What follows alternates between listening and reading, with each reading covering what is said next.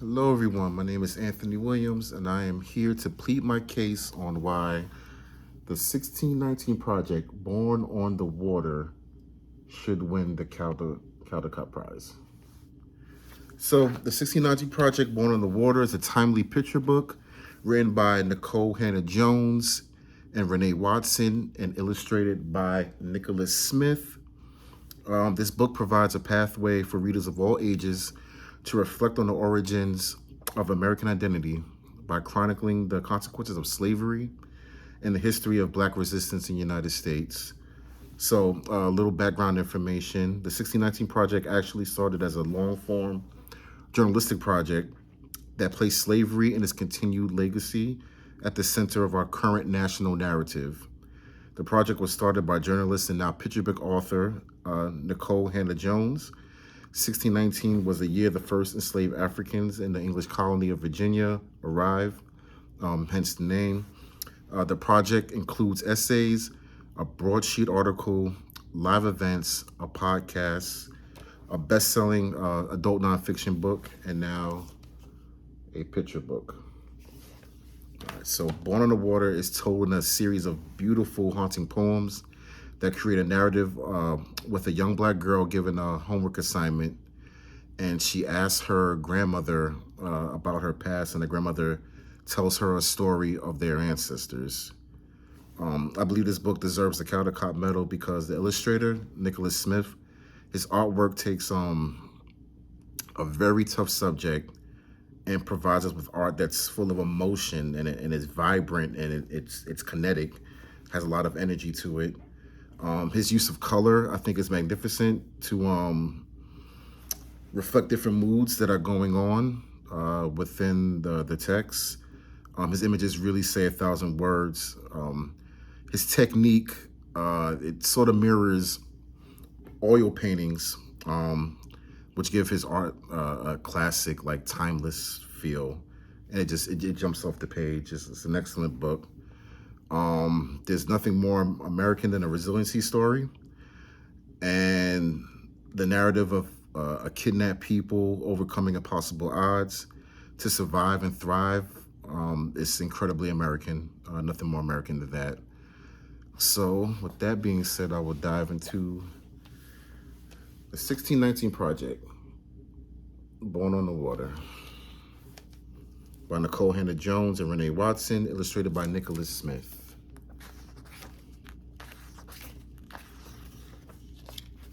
Questions.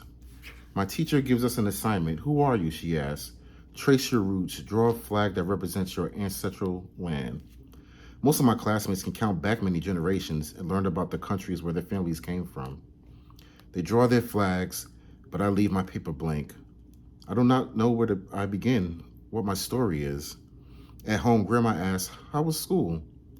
I tell her about the assignment, how I couldn't finish it, and how I can only count back 3 generations here in this country, where my parents, my grandparents, and my great-grandparents were born. But before that, I do not know. I tell her that I am ashamed. Grandma gathers the whole family. She says, come, let me tell you our beginning. Let me tell you where we're from.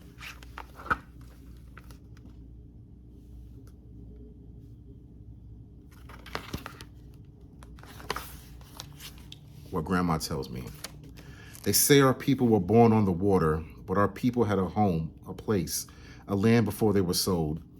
400 years ago, in 1619, our ancestors were taken and brought here on a ship called the White Lion, a whole year before the Mayflower arrived.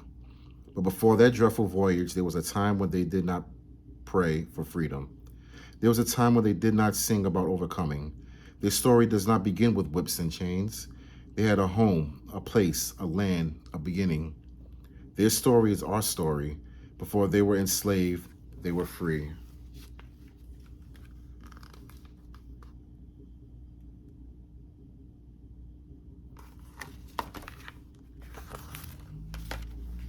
They had a language.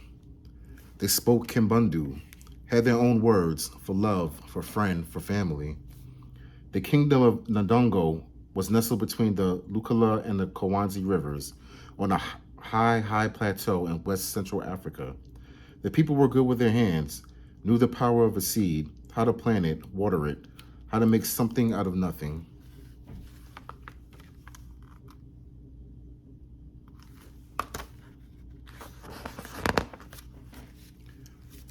The people were good with their minds, good at math and science. They used shells for money, counting, recording, trading. They knew what their work was worth. They spoke Kumbundu, had their own words for joy, for grow, for home.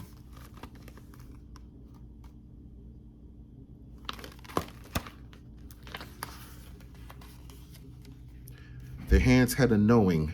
They knew how to hold a baby close, how to rock the child to keep her from crying. Their hands knew how to mix herbs, how to get the just right flavor for a meal. Their hands knew how to beat and twist and shape iron, how to make gardening tools, armor, and weapons. Their hearts had a knowing. They knew how to make work joyful, how to create rhythm by pounding the tools against metal, knew how to make music to keep them company as they worked. Their minds had a knowing, worldly, curious, sharp. When they met the white people, they learned quick, taught their tongues to speak Portuguese, taught their eyes to read strange words. They knew how to mix the old with the new, how even an Asian people always had more to learn.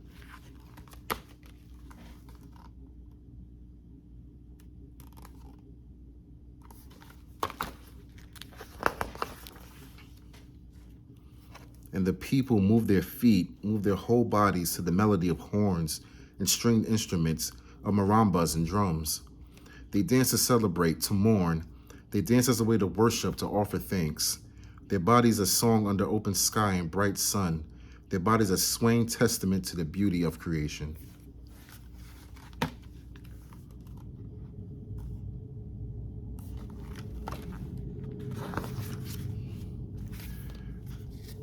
And the white people took them anyway, kidnapped them, baptized them in the name of their God, stamped them with new names.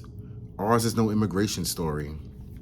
They did not get to pack bags stuffed with cherished things, with the doll Grandmama had woven from tall grass, with the baby blanket handed down from generation to generation, all the way back, so far back that it carried the scent of their ancestors. They could not hug their fathers and mothers, daughters and sons, hearts thumping in rhythm, clinging to that final sweetness before the parting, no promises whispered from mouth to ear of seeing each other soon.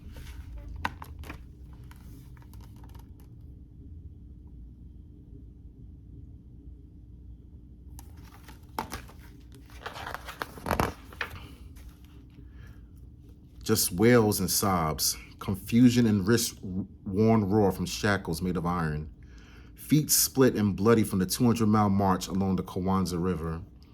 They had no things, but they had their minds, the old ways, the harvest songs, the just right mix of herbs etched in their memories. They had their bodies, histories, and bloodlines and drums pulsing in their veins. With trembling fingers, they braided seeds into their hair, defiantly hiding tiny pieces of home to plant one day in new soils. No matter what some say, the people fought. And the white people took them anyway, forced them into the bottom of an evil ship to sail to a new world they had no desire to see. Ours is no immigration story.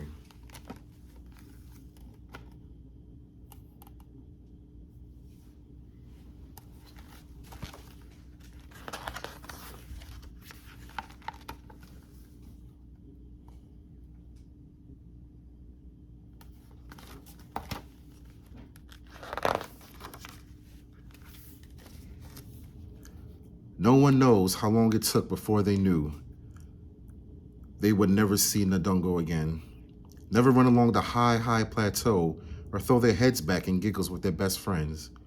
Maybe it was the second month or the third, maybe when they had not seen their land or any land for so many days they could no longer count.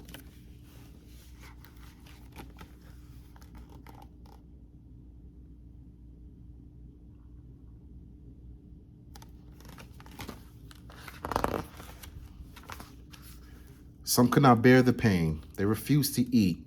They shut their mouths until their hearts gave out.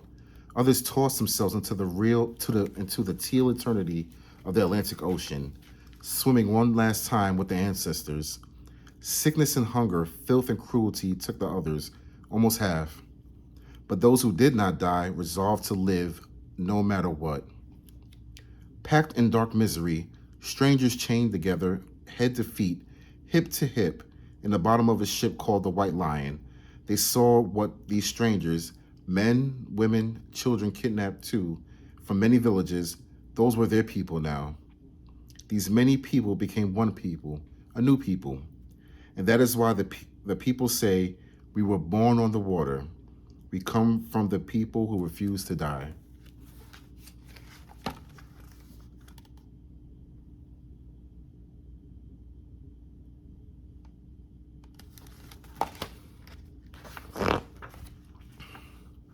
Finally, the ship stopped moving, and the people were dragged to the deck.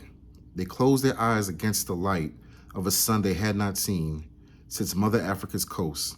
They closed their eyes against the sight of a land that was not theirs.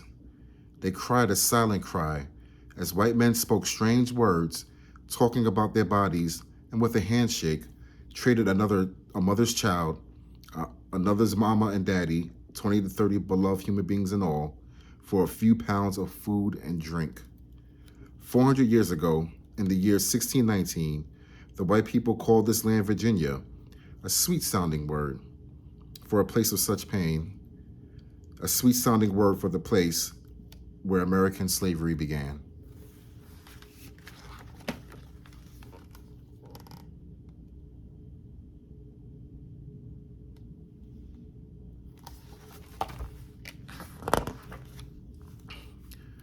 From sunup to sundown, the people worked the fields, growing and harvesting tobacco. The crops were sold to Europe, bringing wealth to Virginia. But the enslaved people did not get anything in return for their labor. The people worked and worked. When the people grew weary, they remembered their yesterdays, remembered their songs from Ndongo, sang them to ease their spirits. As they sang, they looked into the future, hoped for better days, planted prayers into the heavens, praying for freedom.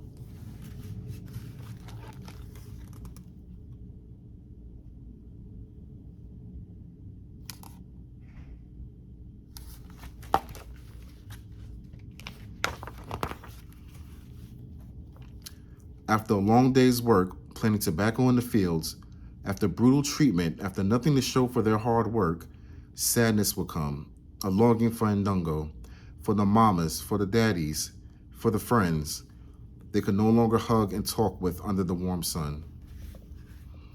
We are in a strange land, they said, but we are here and we will make this home. We have our songs, our recipes, our know-how.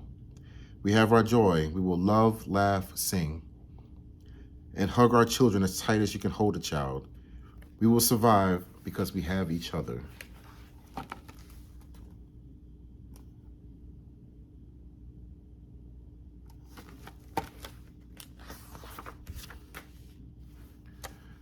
And so the people planted the seeds they carried over the ocean, snuck to visit one another in the dark of night, sang songs, swapped tales of yesterday, remembering.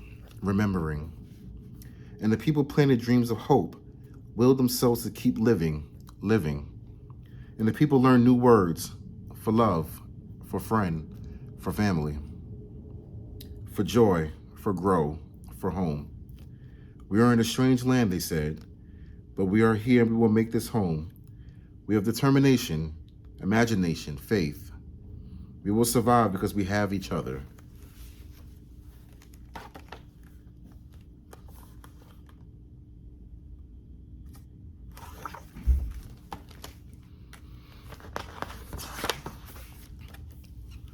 (1624), Anthony and Isabella, enslaved on the plantation of Captain William Tucker and his wife Mary Tucker. Two ordinary people forced to till the soil, forced to build a country they were not from, found a way to build and love for each other, to marry and create a family, a legacy.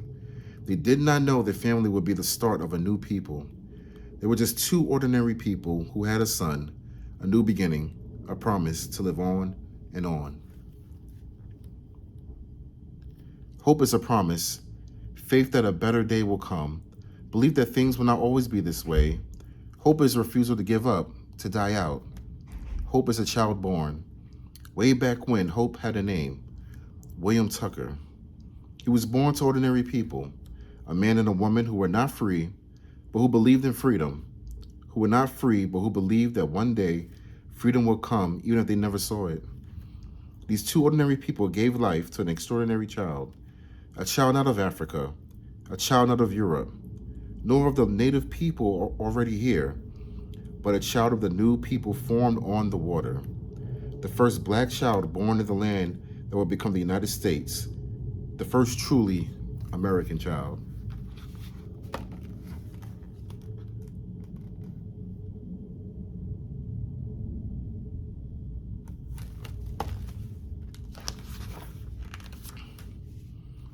Life was hard, and it would get harder for the generations to come. White people told the people they were not human, that the people were things to be bought and sold and given as gifts, alongside horses and chairs. When the people were beaten, they said the people did not feel pain. When they sold the people's children, they said the people didn't love. Those were lies they made up so they could feel okay about slavery. It is wrong, always and forever, to own human beings. It is wrong, always and forever, to treat human beings like things. The people fought back. For 250 years, the people resisted every day in ways big and small. For 250 years, the biggest resistance of all was that the people kept living.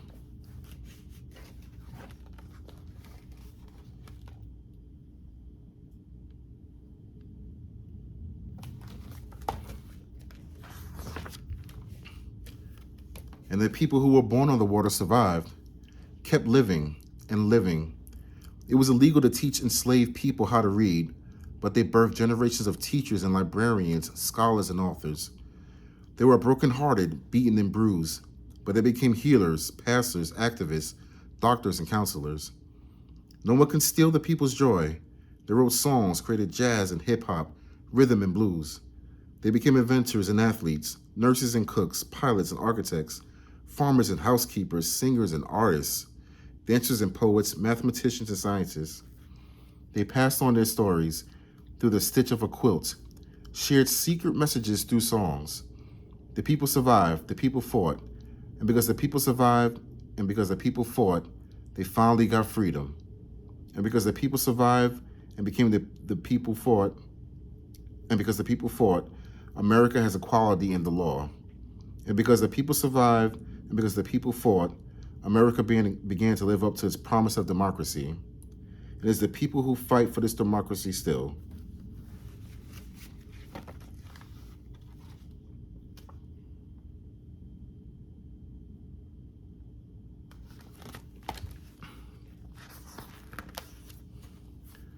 Grandma looks at me and my brother